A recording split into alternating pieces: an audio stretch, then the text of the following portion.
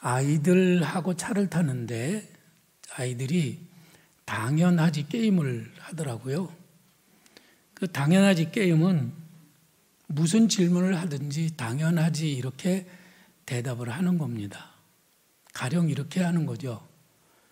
야, 제주도에서 너희들 좋았지? 당연하지. 너희들 제주도 안 떠나고 싶지? 당연하지.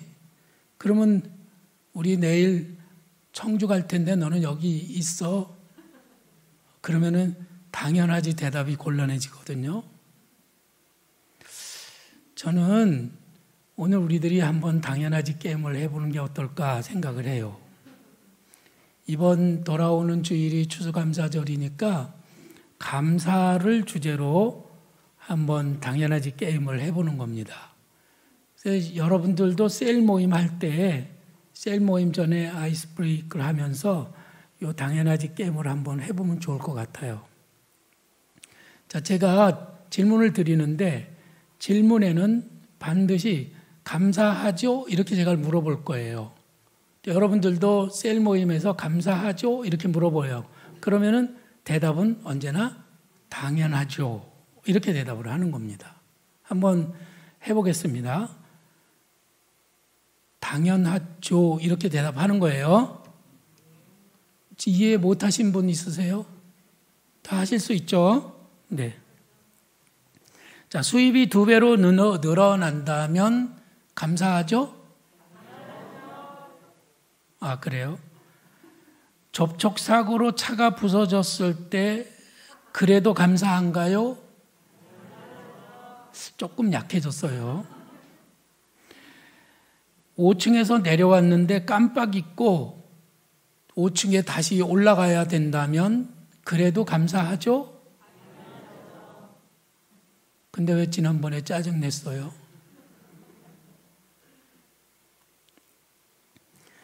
오스트리아의 비엔나 대학교의 바우어 교수는 교통사고로 한쪽 팔을 잃어버렸습니다.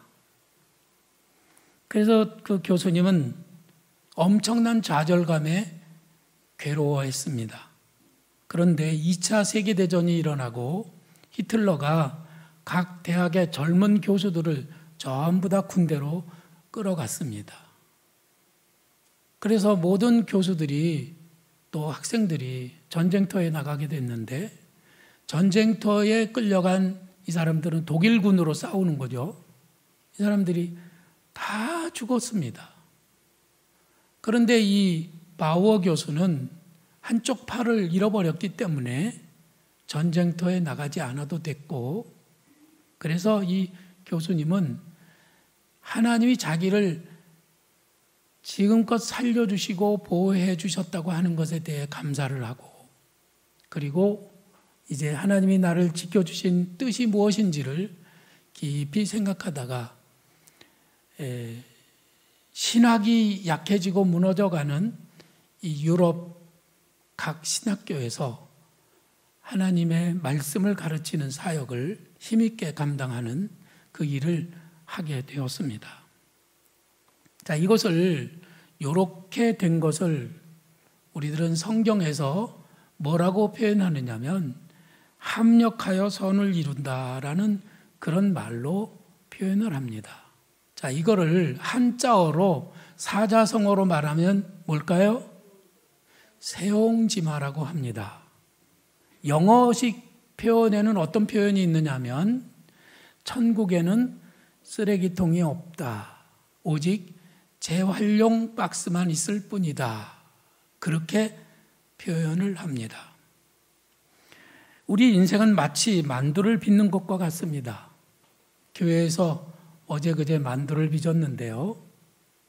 만두를 사주시고 또 만두를 빚어주시고 또 먹어주신 모든 분들께 정말 감사를 드려요. 만두를 만드는 과정을 보니까 김치 이만큼, 두부 이만큼, 당면 이만큼, 양파 이만큼, 고기 이만큼을 가지고 칼로 다 다져집니다. 다져요. 거기에 지고추, 뭐 이걸 다 해가지고 그거를 범벅을 해서 섞어요. 그래서 그것을 이제 만두를 빚어가지고 그걸 또 푹 삶아내면 그게 이제 만두가 되는 거죠. 여러 가지 종류의 재료를 한꺼번에 다져서 섞는 것이 중요합니다. 근데 지금 우리들의 인생을 만두 빚는 것에 비유하자면 우리들은 지금 먹는 단계가 아니고요. 우리들은 지금 양파를 다지는 단계입니다. 양파를 잘게 썰어서 그 칼로 그걸 잘게 다지다 보니까 너무 매워서 눈에서 눈물도 나오고 이게 무슨 맛이 있을까 하는 의심도 생기지만 만두를 다 빚어서 삶아내면 아주 맛있는 만두가 됩니다. 양파를 다지면서도 그것을 꼭 참을 수 있는 것은 이 재료들이 합해져서 결국은 맛있는 만두가 될 것이라고 하는 것을 알기 때문입니다. 그런데 이것을 모르면 원망이 됩니다. 모르면 속이 상합니다. 낙심이 됩니다. 앞이 보이지 않기 때문이죠. 어떤 때는 돈이 없어서 문제가 아니고 어떤 때는 몸이 아파서 문제가 아니고 정말로 중요한 것은 저기 계신 저 하나님이 내 사정을 몰라주신다고 생각이 되면은 그때 막 마음이 흔들리고 괴로워집니다. 정말 무관심하신 하나님, 그분 때문에 힘들어진다는 것이죠. 그러나 하나님은 결코 고통받는 우리들을 그냥 두시는 분이 아니십니다. 예수님이 광야에서 40일간 금식 기도를 하실 때 우리들은 성경을 읽으면서 예수님이 광야에서 40일간 굶주리면서 마귀에게 시험을 받으시니라. 성경을 그렇게 그냥 줄줄 읽고 내려갑니다. 그러나 얼마나 그분 앞에 있는 문제가 컸으면 40일을 금식하면서 기도를 했겠습니까?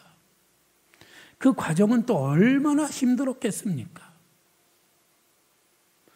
이 과정 속에서 우리 예수님이 너무너무 힘드니까 하나님이 어떻게 하셨느냐면 성경에 보면은 천사들이 수종들더라. 천사를 보내셔서 예수님이 금식하시는 걸 이렇게 도와드렸단 말씀이에요.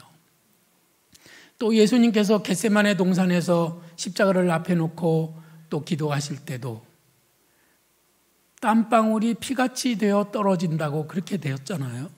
얼마나 괴로우면, 얼마나 힘들면 땀이 피처럼 떨어지도록 그렇게 기도를 하셨겠습니까? 그때도 우리 예수님 기도하는 것을 하나님이 천사를 보내셔서 천사들이 예수님의 기도하는 것을 거들어 드렸다. 성경은 그렇게 기록하고 있죠.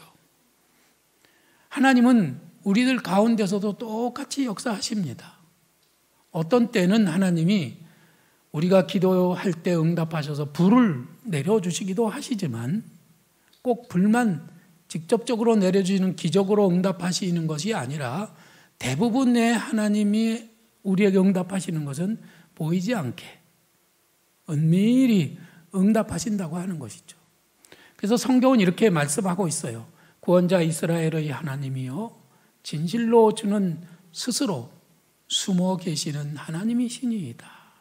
하나님은 은밀하게 내가 보지 못하도록, 느끼지 못하도록, 알지 못하도록 그렇게 도와주시는 거예요. 왜 그렇게 하실까요?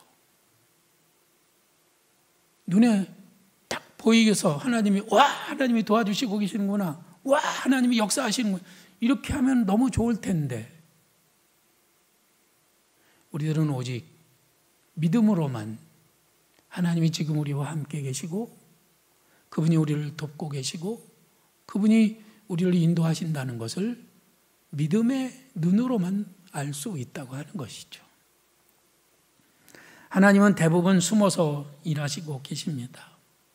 저는 그런 사실을 요셉의 일생을 통해서 하나님이 어떻게 역사하셨는지 여러분들에게 잠깐 말씀을 드려볼까 해요. 요셉이 17살 때 꿈을 꾸게 되잖아요. 형님들의 곡식단이 요셉의 곡식단에 와서 절을 하는 꿈을 꿨습니다. 형님들의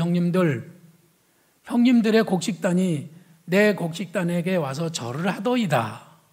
이 말을 듣고 형님들이 요셉을 얼마나 미워했는지, 저놈 꼴 보기 싫어, 저놈을 반드시 죽여야 돼, 이렇게 생각했다는 거죠. 형들이 요셉을 너무너무 미워해서 요셉을 장사꾼들한테 팔아넘겼습니다. 인신매매를 한 거죠.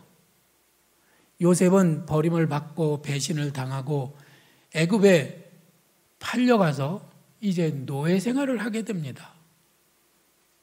자, 여러분들 이거 버릴 게 있는지 없는지 한번 보세요. 노예 생활을 하고 거기에서 그 종살이를 하는 요셉을 생각하면은 마음이 찌릿하게 아파옵니다. 17살이에요. 말이 안 통해요. 문화가 달라요.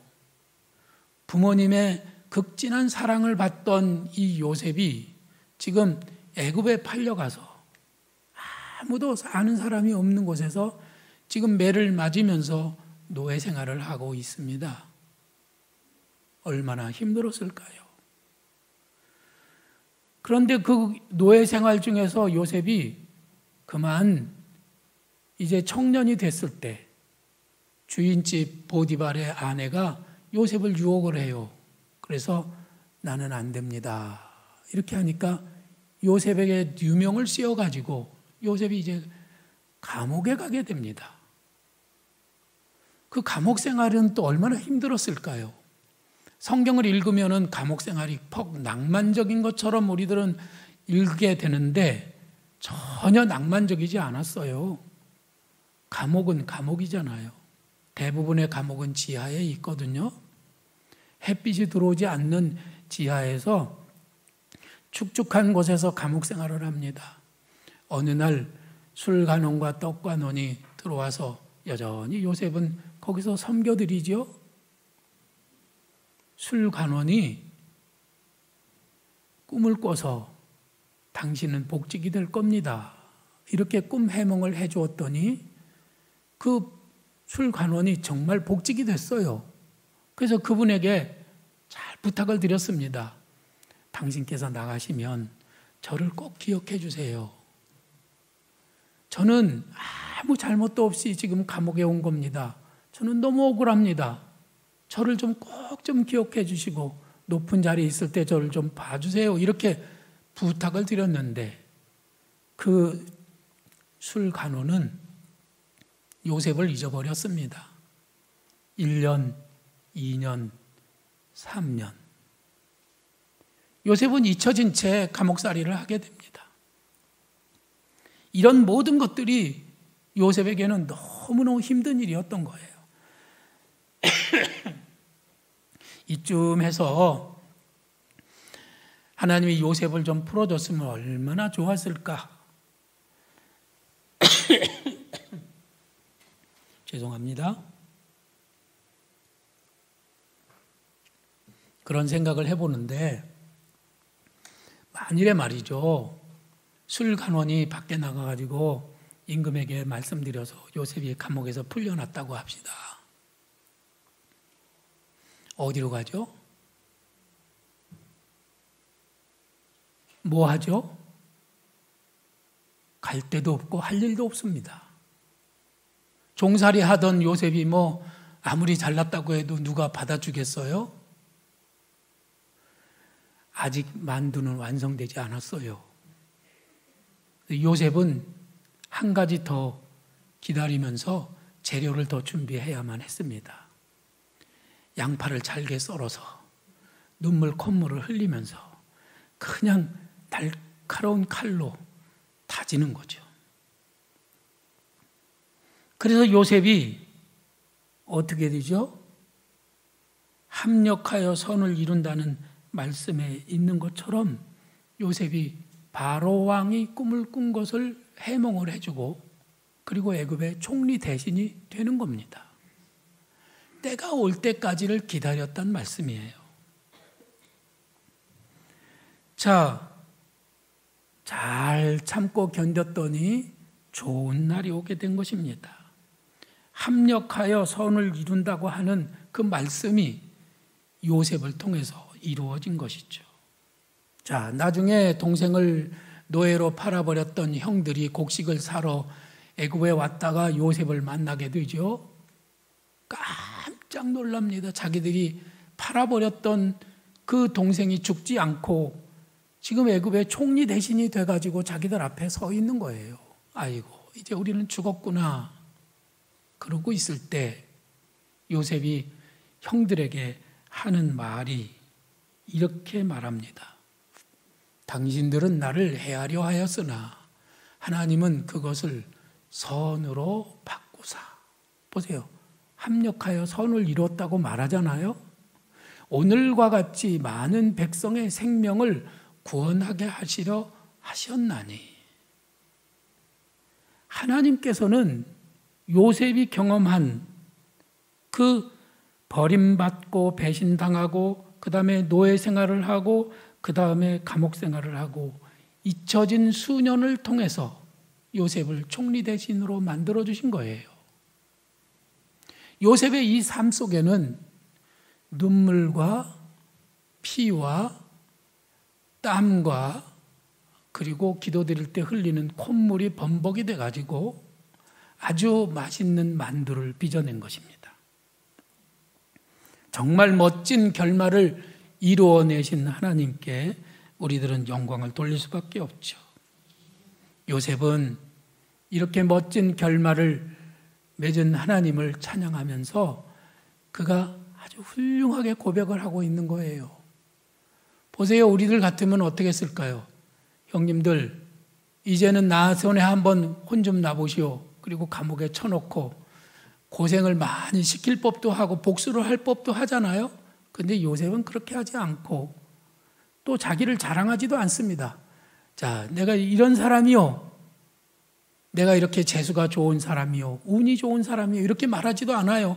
그는 하나님이 이 모든 일을 하셨다고 그렇게 고백하면서 하나님이 합력하여 선을 이루셨다고 말하는 거죠. 자기가 경험한 그 엄청난 고난들이 하나도 버릴 것이 없는 그런 삶을 살아왔음을 이제 고백하고 있는 거예요. 참 놀랍죠? 근데 요셉은 이걸 알았을까요? 노예 생활을 하면서 자기가 그렇게 될 거라는 걸 알았을까요? 감옥살이를 하면서 자기는 이제 높은 사람이 될 거라는 걸 알았을까요? 아무 대답이 없으십니다. 왜 대답이 없으십니까? 오늘 설교 제목이 뭐죠? 우리가 알거니와. 사도 바울은 우리는 안다는 거예요. 당연히 요셉도 알았다는 거죠. 어떻게 알았을까요? 어떻게 알죠? 성경 말씀에 요셉을 이야기한 시편 105편에 보면은 그의 발은 착고를 차고 그의 몸은 쇠사슬에 매었으니 곧 여호와의 말씀이 응할 때까지라 그의 말씀이 그를 단련하였도다 이렇게 말합니다. 이때 당시는 성경이 없습니다. 우리들은 말씀 그러면 성경만 생각하는데 이때는 성경이 없어요. 요셉이 무슨 성경을 가졌겠어요? 그런데 여기에 말씀이 응할 때까지라 이렇게 말했어요. 그러면 무슨 말씀이죠? 언제 하나님이 요셉에게 말씀을 주셨나요? 무슨 말씀을 주셨죠? 형들의 곡식단이 요셉의 곡식단에 와서 절을 하는 꿈이 그것이 하나님이 주신 비전이었고 그것이 요셉에게 주신 말씀이었습니다. 그 말씀이 응할 때까지 요셉은 기다렸던 거예요. 그 말씀이 저를 단련하였도다 이렇게 말씀하시잖아요. 그 비전이, 그때 하나님이 주셨던 그 말씀이 그를 단련했다는 거예요. 어떤 때는 요셉이 너무 낙심이 되고 힘들어서 아유 이제 그만 사는 게 좋겠다 이렇게 생각할 때 하나님이 요셉에게 그 집에 노예 생활을 하고 있는 노예 중에 제일 높은 자리 총무에 오르게 하십니다. 높은 자리에 이만큼 올라가서 요셉은 하나님이 나를 높은 자리에 올려주신다고 했는데 이제 그 꿈이 이루어지는가 보다. 웬걸 감옥에 갑니다. 감옥에서 그는 이제 또 죽을 고생을 합니다. 그 발이 착고에 차이고 그 영혼이 쇠사슬에 묶였다고 하지 않습니까? 그럴 때 요셉이 이제는 그만 사는 게 편하겠다 이렇게 생각할 때 술간원과 떡간원이 들어와요. 그래서 그들의 꿈을 해몽을 해줬습니다. 꿈대로 됐어요. 그 술간원과 떡간원의 꿈을 해몽해 주는 요셉이 자기 꿈은 해몽했을까요? 못했을까요? 빨리 대답해요. 자기 꿈을 해몽했을까요? 당연하지라고 대답을 해요. 오늘은 모든 질문에 당연하지로 대답하면 됩니다. 자, 요셉이 자기가 꿈꾼 것이 어떤 꿈이라고 하는 것을 알았을까요? 당연하죠. 그래서 알았다는 거예요. 하나님이 주신 그 말씀, 하나님이 주신 그 꿈을 통해서 자기에게 주신 그 비전이 이루어질 것이라고 하는 것을 그는 의심하지 않고 믿었다는 말씀입니다. 요셉은 말씀을 통해서 알았습니다. 합력하여 선을 이루신다는 말씀이 그렇게 자기를 통해서 이루어질 것을 알았고 믿었고 그래서 그것을 붙들었고 그 말씀이 자기를 단련했던 것이죠. 처음 요셉은 그 말씀을 이룰 만큼 높은 자리에 올라갈 만큼 인격도 그리고 성품도 자질도 부족한 아직 소년이었습니다. 그런 소년을 하나님이 말씀으로 단련하셔서 훌륭한 인격을 가진 하나님의 사람으로 만들어갔던 것이죠. 자, 그러면 우리들은 한 가지 더 질문을 하게 됩니다. 누가 그렇게 된다는 겁니까? 누가? 오늘 말씀에 누가 그렇게 된다고 그랬죠? 하나님을 사랑하는 자, 곧 그 뜻대로 부르심을 입은 자들은 그렇게 된다고 하는 것이죠. 그들은 안다고 하는 거예요. 그들에게는 합력하여 선을 이루게 된다는 말씀입니다. 그러면은 하나님을 사랑하는 자가 누구일까요? 이 사람은 어떤 상황에서도 하나님이 나를 사랑하신다는 사실을 조금도 의심하지 않는 사람입니다. 하나님은 숨어 계시고 하나님은 은밀히 일하고 계시지만 그 하나님이 나를 사랑하신다고 하는 사실을 지금 알고 있습니다. 여러분들은 그걸 어떻게 알죠? 요셉은 꿈으로 알았는데 어떻게 아시죠? 우리들은 성경을 보고 알아요.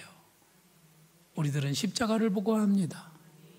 나를 위하여 십자가에 죽어주신 그 분 예수님이 하나님의 아들이시고 그 아들을 내어주신 하나님이 어찌 그 모든 것을 우리에게 선물로 주지 않겠느냐 하는 사실, 그 말씀을 우리는 굳게 믿는 것입니다. 그래서 우리들은 십자가를 바라보면서 모든 것이 합력하여 선을 이루게 될 것이라고 하는 것을 알아요. 할렐루야. 우리는 그것을 압니다. 그래서 그 하나님을 우리는 사랑합니다. 이 사랑은 입술의 고백이 아니에요. 피와 땀과 눈물과 콧물이 섞인 만두를 빚어내시는 하나님, 그분 하나님께 드리는 사랑의 고백을 드리는 겁니다. 이게 입술의 고백이 아니라는 말씀이에요. 자, 이제 여러분들이 한번 정말 피와 땀과 눈물과 콧물이 섞인 그런 고백을 한번 해보시기 바랍니다. 여러분들이 각자가 다 다른 고백을 할 테지만 제가 질문을 하면 여러분들은 당연하지로 답을 한번 해보세요. 진짜 본 게임이 시작이 됩니다. 제가 물어보는 것에 여러분들은 당연하지로 답을 하는 겁니다. 말씀에 있는 하나님을 사랑하는 자가 바로 당신입니까? 오, 대단하네요. 하나님께서는 과연 나의 아픔과 나의 한숨과 나의 신음으로 맛있는 만두를 빚어내시는 분이실까요? 이제는 나도 모든 결말을 안다고 고백할 수 있나요? 제가 질문이 좀 애매했습니까? 이제는 나도 모든 것을 안다고 고백할 수 있나요? 그렇다면 여러분들은 어떤 어려움 속에서도 감사할 수 있나요? 대답이 점점 약해졌어요.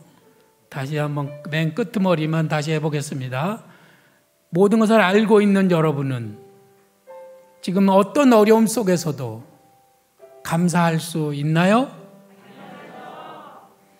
자, 우리 함께 찬양하겠습니다.